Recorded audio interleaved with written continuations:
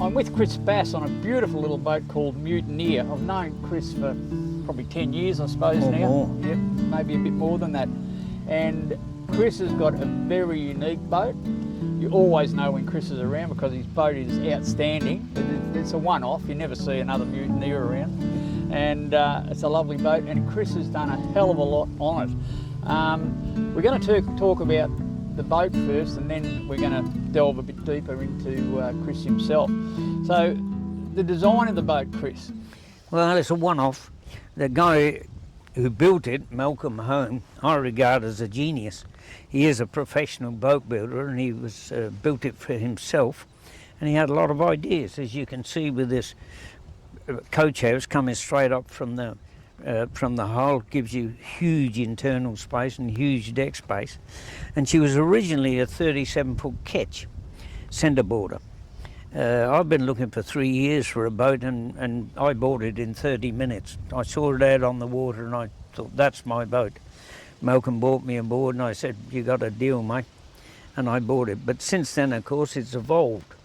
I had a daughter on the cruising when circumnavigating Australia. We had a daughter on the way, so we needed a bigger boat. And I rang Malcolm one day. I said, how about we extend this a couple of metres? He said, piece of piss, when do you want it done? And he arrived in Port Douglas with a chainsaw. Yeah. He lifted it out the water, put it on the motor, and he climbed inside and chopped the arse off it with the chainsaw. He lifted out the water and put it up on near the car park by the yacht club, actually. Chopped the arse out of it with the chainsaw, and 1 month later, back in the water, all done, fitted. He's 3 times as fast as any tradesman I've ever seen. Yeah. It's just amazing. And then he made me, I'd always wanted a schooner, so he made me the mainmast, and it lent itself to it. So now she's schooner profile, and of course with the square rig, that makes her a brigantine. Yeah. A few years ago, I got a small leak in the centreboard case, and thought, well, wasn't anything to worry about, but I thought if water can get in, so can Torpedo. So sealed it off, and then a couple of years later, I was laid in bed, and I thought, you bloody idiot. She's slab-sided, lends itself perfectly for the lee boards. Okay, yeah, and so you got lee boards on. Yeah, I put them on about 2 years ago, and my God, it's made her a different boat. She's a windward boat now, which I never thought I'd see. That's one down at a time, or both? You can put them both down if you want, but you only need the lee one. Fantastic. But it's brilliant. Okay, so now it was 13, what's the length of her now? She's 16 metres. She's 54 feet overall. Right, yep. Yeah. And the breadth? 3.3 metres. Okay, and what sort of draft do you carry? Well, she's 0.8 with the boards up, and 1.7 with them down. Yeah, okay, no worries. Yeah. And what do you power her with? She's got a 54 horse BMC Commodore 4-cylinder diesel, same as the old Nuffield tractors back in the 60s. The people who had the charter boats on the lakes in Victoria had a fleet of them, and I had to get a piece one day, and I rang the guy, and the head mechanic said, what do you want? And I said, I need the bearing housing on the back of the gearbox because I've got to do away with the 3-to-1 reduction to get it in the boat. He said, yeah, no trouble. He said, what one you guys? I said, the 3.4. He said, oh, man. He said, they do 20,000 hours before we lift the head to give them a valve grind. He said, brilliant. Good basic old motor. Yeah. You can't beat them. I put it in 79. I've never touched it since. Yeah. Okay, and righto, so the construction of the hull. Double diagonally planked in Oregon, and heavily glassed outside and glassed in some parts inside too. So she's composite construction. That's right. Yeah, very nice. And what sort of accommodation you got on it, Chris? Well, I got 2 double sleeping cabins, and then we've got the saloon, of course, what we call the library area around the side, and I've got fridges down the side in the walkway and hanging lockers. But a unique feature about her is she's got a forecastle head like a ship. Yeah. Forward of the saloon, I keep all my spare sails, spare anchors, paint, varnish, bit cordage, of storage is important. Everything, Bit of storage is important. Yeah, she's actually got a wardrobe of 13 sails. Right, yeah, wow. Well, I saw you sail in the other day and it was quite impressive. I saw you come into the anchorage here and straight away you see the boat, you don't have to look at it for long. You say, oh, there's Mutineer, there's Chris, and you sailed her in here. Like it was bloody beautiful. Actually good to see you do it. Like old skills just still there, so fantastic. So that's the boat, and a beautiful boat. Now a bit about the man. Well, what was your birthplace? I was born in a little village called Farnborough in Warwickshire in England. I'm the eldest of 8 kids, a family of 8 kids. My dad was a mechanic, Mum was a school teacher, and after the war they could see things in Britain were not going to be any good for many, many years. In the early 50s we still had rationing. It's pretty ordinary. And my father's father, who was a RSM in the British Army for 26 years, had told him when he was a boy, he said, if you ever get a chance to get out of this bloody place, go. He said, it's all wrong here, the hierarchy is wrong. And so we did. We left in 1953, landed in Adelaide in January 54, and have loved it ever since. Great. Best thing they ever did. I admire their courage, and they were wonderful parents, really good. And your lineage goes back to a pretty important man. We go back to George Bass, yeah, not directly, but we're from the same family. We're probably descended from one of his uncles. Okay. George Bass, I'm the eldest, and the eldest son in the family always carries the grandparents' Christian names, and my name's Christopher Norman George, following George Bass. And it's been great for me. I've done 3 Bass Strait crossings with this old girl, and each time I'm there I often think, how good is this? It's good, isn't it? Yeah. Yeah, I was supposed to go to uni when we landed in Australia. But on the ship on the way out, I thought, how long's this been bloody going on? Nobody told me about this. And being a cheeky little bugger, I wagged school at 15, and I sailed on 2 of the Gulf catches in South Australia at 15, which was illegal. You're not supposed to be at sea till you're 16. But I'd put my name down for the Seamen's Union, and in June, just on my birthday, actually, June 1956, I got a call and I joined the Seamen's Union, and I did 8 years on deck before I started studying for certificates and things, and it's been a great life. I've loved it. Yeah, so you ended up commercial skipper? Yeah, I did. Yeah. The last 15 years, as you probably know, I was master of cruise ships.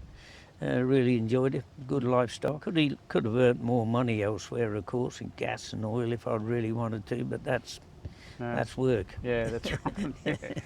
If you've got a job that you enjoy, it's like not having a job, really. Absolutely. Yeah, you love going back to work. Yeah. Okay. It's a bit like working on the boat. It's not work. Yeah. It's a love. Yeah. You want to look after the old girl, you know. Yeah. So you've taken this boat around Australia. Yes. Yes. Yeah. It's a pretty good effort. Like, well, it's not unbelievable. It is there's not too many people do it. You're in a pretty minute club, I reckon. There's not Possibly, that many yeah. people. So would have been a fantastic trip. What are some of the highlights of that trip? I think it was all good. The West Coast was a bit of a shock. We knew about the Fremantle Doctor and the wind coming in every afternoon, but we were not expecting it to be as strong as it was. Most afternoons it blew about 40 knots. In fact, I had baggy wrinkle on the boat by then, and I got rid of it all. It was making so much noise. Much wind, And you got about 3 days in the month where you could forget about the wind and motor, you know, as the high went through. So it was a battle getting down the coast, but it was all, you know, it's all part of the game, isn't it? Yeah, I guess. She wasn't the boat that she is now, though. Then she was dragging a bum, about 8 inches of a transom, which didn't make her very quick, and developed a bit of weather hem. Today, she's twice the boat she was then. Oh, nice, yeah. So, what about your most memorable destination on that trip? Where do you reckon? Because you did spend a little bit of time in the Murray, didn't you? We did. It's something that I always wanted to do. So on the way round, we did that. We went up the Murray to Renmark. That created a bit of a stir, a square rigger on the Murray. We did quite a few local radio interviews and things. And would have been, people took photos and did some newspaper articles. It was good. Yeah. Yeah, but the baby was with us then. She was less than a year old. Wow, yeah. And it was good. So how long did you spend in the Murray? Oh, probably only a month. Yeah. I was going to go to Mildura, but above the locks, it's not as pretty as it is down the bottom with all the willows and stuff. The trees have died each side from where they locked it. And also I was told that between Renmark and Mildura is not as interesting anyway. And there's some rocks and stuff that you got to be careful of. And I guess... And we'd about had enough by then. Yeah, and I guess you'd have in the back of your head, I've got to get out of here too. Yeah, because that's right. that bar would be... Yeah. I guess it's navigable, but it'd be pretty shoal, wouldn't it? Inside, the actual bar itself was not shallow, but inside, it just about drying. Yeah, we right, sort of dragged our way over the sand to get out. I've watched a couple of guys going in there on YouTube since, and mate, I don't know, they got all right. They're doing it all wrong. you know about crossing a bar, and hell. No, but they got away with it. I got a mate, he's up north at the moment. He's on, you might have seen him on some of my vids. He's on a little 10-metre power cat, and he wants to do the Murray. And I said, I'll talk. I said, I know a guy that's done it, and he said, yeah, but he's pretty competent, Pete. But yeah, it's a big ask, I reckon.